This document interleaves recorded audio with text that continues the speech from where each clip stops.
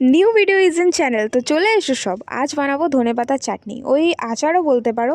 তো মা প্রথমেই ধনেপাতাগুলো কেটে দিয়ে দিয়েছে ছাদে অল্প করে শুকিয়ে, ওই বাস জলটা ঝরিয়ে নিলেই হবে। তারপর খানিকটা রসুন ছাড়িয়ে নিয়েছে আর তেঁতুলটা ভিজিয়ে দিয়েছে ভিনিগারে।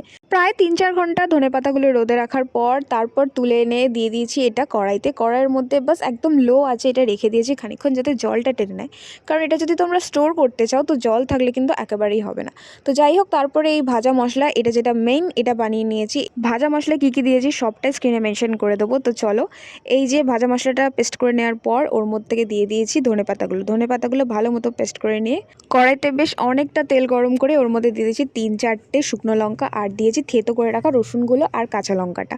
ব্যাস ভালো মতো নাড়িচাড়ি অল্প করে নুন হলুদ দিয়ে তারপর দিয়ে দেবে তেঁতুলের কাঠটা দেওয়ার পর দিয়ে দেবে অল্প করে, তোমরা চিনিও অ্যাড করতে পারো, বাট মা এখানে দিয়ে দিয়েছিল অল্প করে গুড়। তারপর ধনেপাতাগুলো দিয়ে একদমই গ্যাসের ফ্লেম কিন্তু বন্ধ করে দেবে, নইলে কিন্তু ধনেপাতার গন্ধটাই একদম থাকবে না। তো যাই হোক, এই যে এখানে মা দিয়ে দিয়েছে অলরেডি ধনেপাতাগুলো।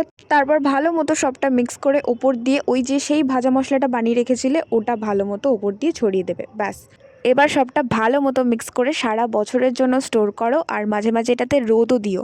রোদ না দিলে কিন্তু টেস্ট একদম থাকবে না। যাই হোক, তো চলো দেখা হবে খুব শীঘ্রই নতুন একটা ব্লগে। আর আজকের মতো বাই।